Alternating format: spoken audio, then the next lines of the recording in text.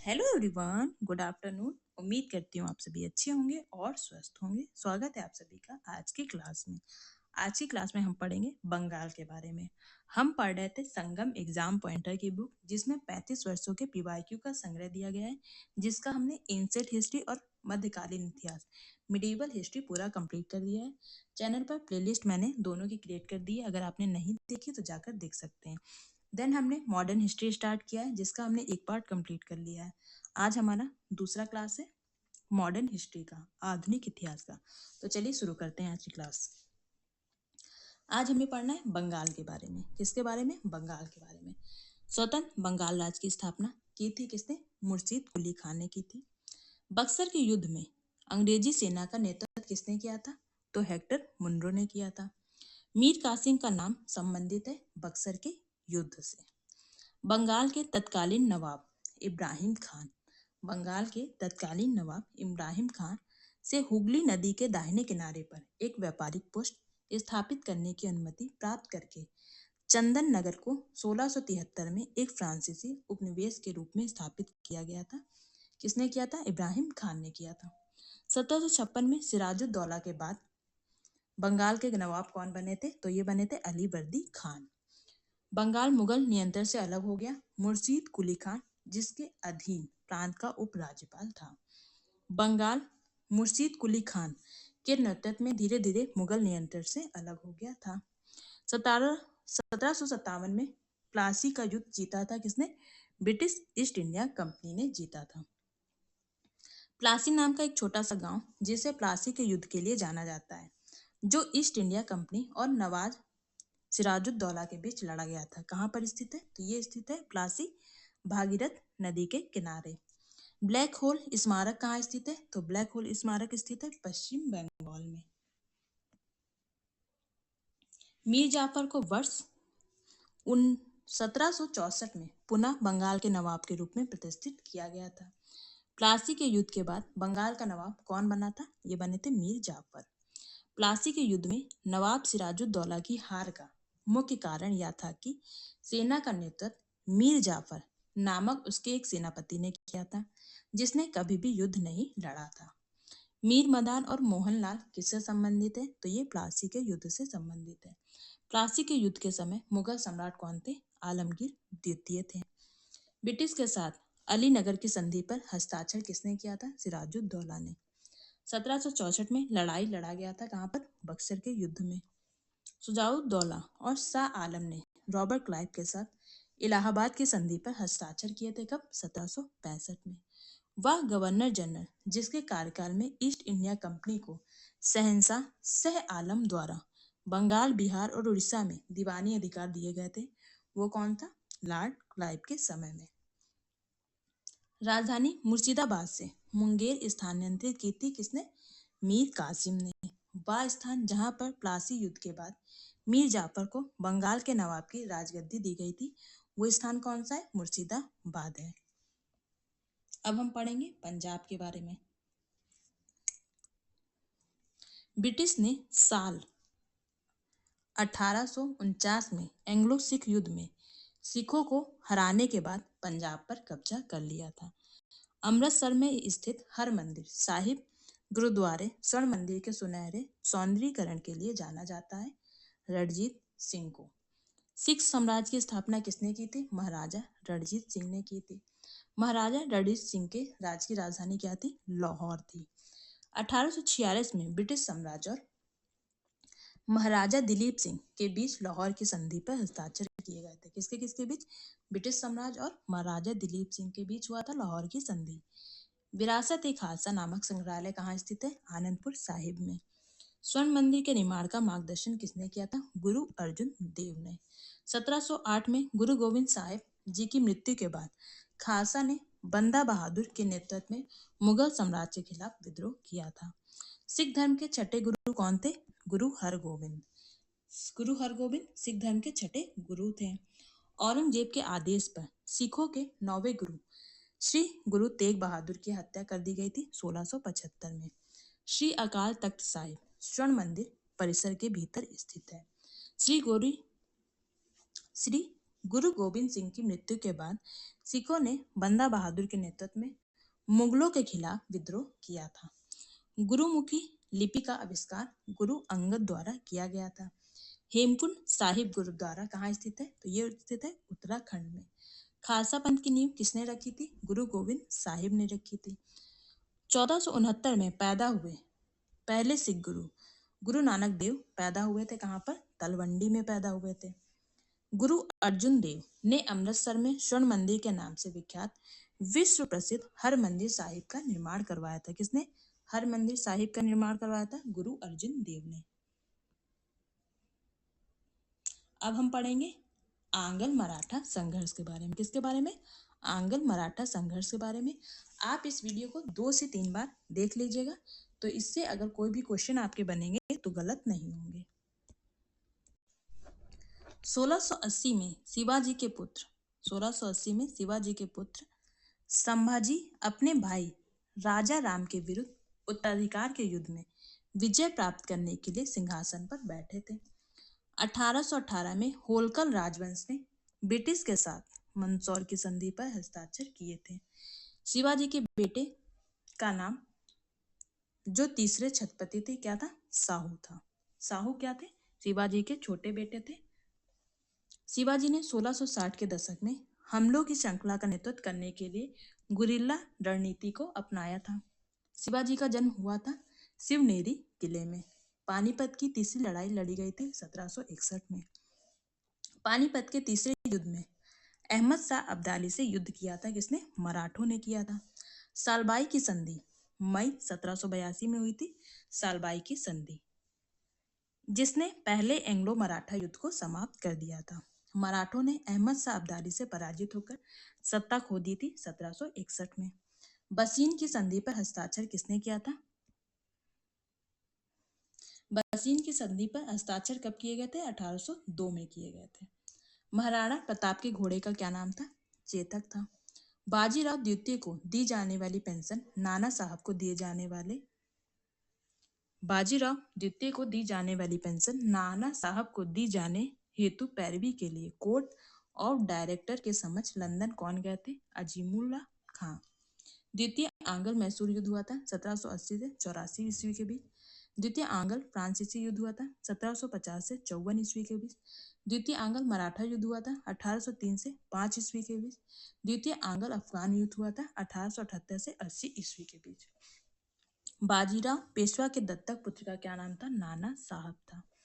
Siraj-ud-Daulah Lord Clive द्वारा परास्त हुए थे कब? प्लासी में हुए थे।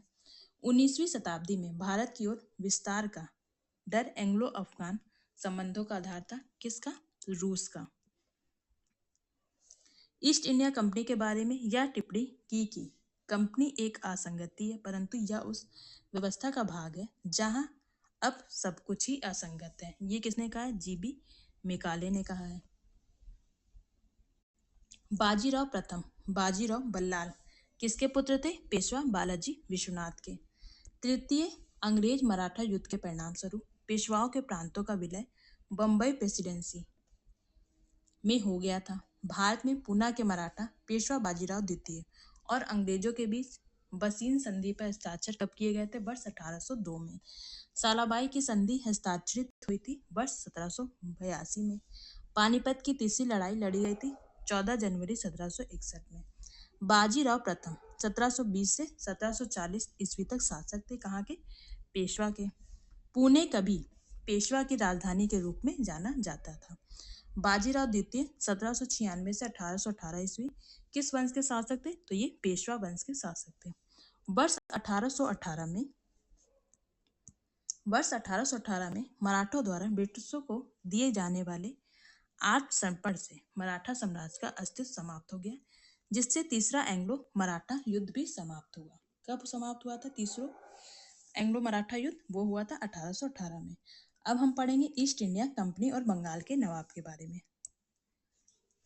23 जून 1757 को ब्रिटिश ईस्ट इंडिया कंपनी ने प्लासी के युद्ध में बंगाल के गवर्नर निर्णायक जीत हासिल की थी। 23 जून 1757 को ब्रिटिश ईस्ट कंपनी ने प्लासी के युद्ध में बंगाल के नवाब पर निर्णायक जीत हासिल की थी। 1662 में पुर्तगाल के राजा ने इंग्लैंड के चार्ल्स द्वितीय को इस भारतीय तटीय शहर को दहेज के तौर पर उपहार दिया था। कौन सा शहर था? मुंबई। भारतीय इतिहास में सन 1756 में घटित हुई काल कोठरी की घटना हुई थी कहाँ पर? कलकत्ता में हुई थी। बंगाल के नवाब सिराजुद्दौला प्लासी की लड़ाई में हारे थे। कब? 1757 में। प्लासी का युद्ध ईस्ट इंडिया कंपनी और बंगाल के नवाब के बीच हुआ था। प्लासी की लड़ाई के बाद अंग्रेजों ने भारत में राजनीतिक सत्ता हासिल कर ली थी। यह लड़ाई 1757 में हुई थी। ईस्ट इंडिया कंपनी ने बंगाल और बिहार पर दीवानी अधिकार प्राप्त किए थे 1765 में। मुगलों ने ईस्ट इंडिया कंपनी को दीवानी अधिकार बंगाल, बिहार और उड़ीसा में राजस्व संग्रहण करने और दीवानी मामलों का निस्तारण करने का अधिकार वर्ष 1765 में प्रदान किया था। बक्सर का युद्ध वर्ष 1764 ईस्वी में हुआ था। ब्रिटिश ईस्ट इंडिया कंपनी के व्यापार का विस्तार हुआ था 1757 में प्लासी की लड़ाई में अंग्रेजों की जीत के बाद। 1757 में प्लासी के युद्ध में ईस्ट इंडिया कंपनी की सेना का नेतृत्व किसने किया था? रॉबर्ट क्लाइव ने किया था। प्लासी और बक्सर की लड़ाई ने अंग्रेजी शासन की स्थापना की थी। कब? बंगाल में। मुर्शीद कुली खान ने खुद को बंगाल का नवाब घोषित कर दिया और अपनी राजधानी ढाका से हटाकर मुर्शिदाबाद कर दिया था। अब हम पढ़ेंगे कंपनी की देशी राज्यों के प्रति नीतियां। ये हमारा आज का लास्ट टॉपिक रहेगा। इसके बाद हम लोग वीडियो खत्म करेंगे आज की। ईस्ट इंडिया कंपनी ने रणजीत सिंह के साथ अमृतसर की पहली संधि पर हस्ताक्षर कब किए थे? वर्ष 1809 में। प्रथम एंग्लो बर्मी युद्ध का अंत हस्ताक्षर करने पर हुआ था? यांडाबो की संधि पर। बक्सर के युद्ध के बाद ईस्ट इंडिया कंपनी मुगल सम्राट को प्रतिवर्ष भुगतान देने के लिए सहमत हुए थे। कितना?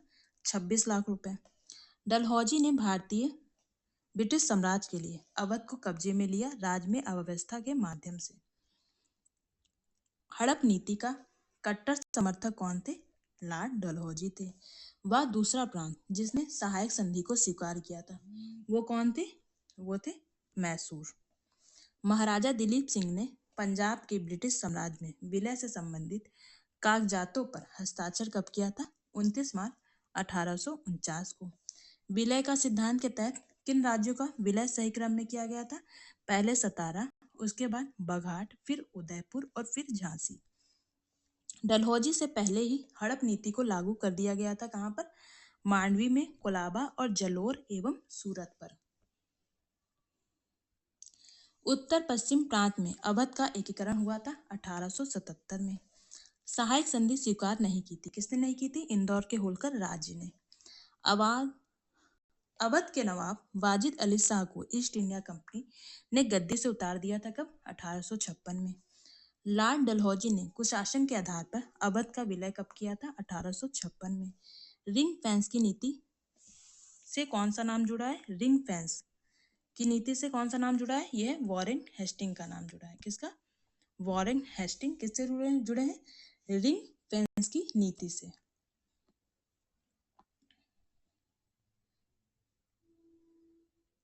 भारत के उत्तर पूर्वी भाग में त्रिपुरा की पूर्व रियासत का शासन था माणिक वंश का।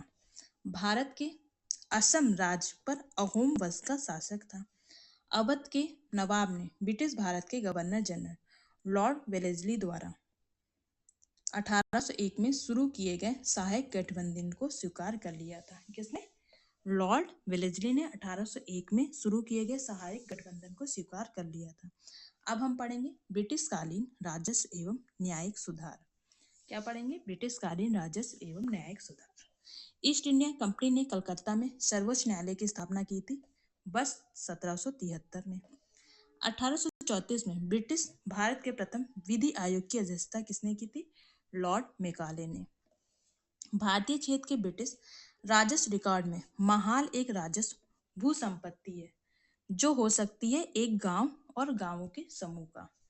कृषक से एकत्रित भूमि राजस्व को जाना जाता है रेयतवाड़ी व्यवस्था के रूप में।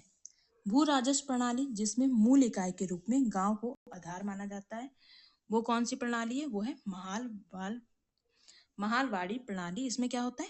वह भू राजस्व प्रणाली जिसमें मूल इकाई के रूप में गांव को आधार माना जाता है। महालवाड़ी प्रणाली लागू की गई थी उत्तर प्रदेश में। बंगाल राज्य बंदी विनियमन को पारित किया गया था वर्ष 1818 में। अंग्रेजों द्वारा अंतर्देशीय उत्प्रवास अधिनियम किस वर्ष लागू किया गया था? वर्ष 1859 में। वह अधिनियम जिसके अंतर्गत बागान मजदूरों को बिना अनुमति के चाय बागानों को छोड़ने की अनुमति नहीं थी। अंतर्देशीय आवर्जन अधिनियम 1859।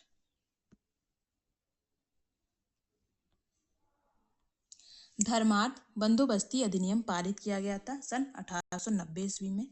भारतीय सिविल सेवा के लिए एक अलग परीक्षा का प्रावधान किया गया था जो भारत में होनी थी।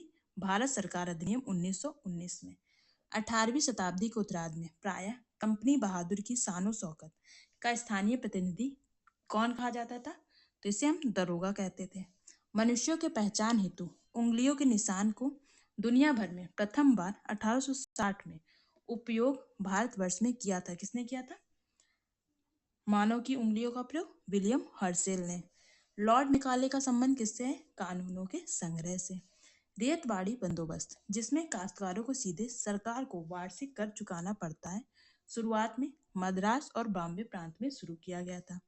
भू राजस्व बंधन के उपाय के रूप में स्थायी बंदोबस्ती की शुरुआत की गई थी लॉर्ड कॉर्नवालिस के समय में।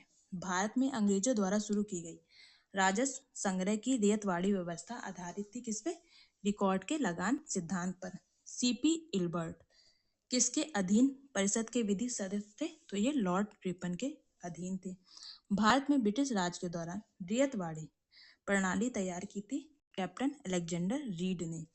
हॉलट मैकेंजी और रॉबर्ट मॉर्टिस बर्ड द्वारा शुरू की गई थी महालवाड़ी व्यवस्था। भू राजस्व की रेतवाड़ी प्रणाली के तहत भूमि के स्वामित्व अधिकार किसानों को सौंप दिए गए थे। ब्रिटिश सरकार उनसे सीधे कर वसूल करती थी। ईस्ट इंडिया कंपनी द्वारा स्थायी बंदोबस्त लागू किया गया था 1793 में। कोड ऑफ सिविल प्रोसीजर कब लागू हुआ था? 1859 में। इंडियन पीनल कोड 1860 में लागू हुआ था। क्रिमिनल प्रोसीजर कोड 1862 में और पुलिस एक्ट लागू हुआ था 1861 में। कब? 1861 में। आज के लिए सिर्फ इतना ही। मिलते हैं कल इसी टाइम पर। Bye bye, good night. इस वीडियो को आप लोग 2 से 3 बार देखेंगे तो आपका एक भी क्वेश्चन इसमें से आएगा तो गलत नहीं होगा।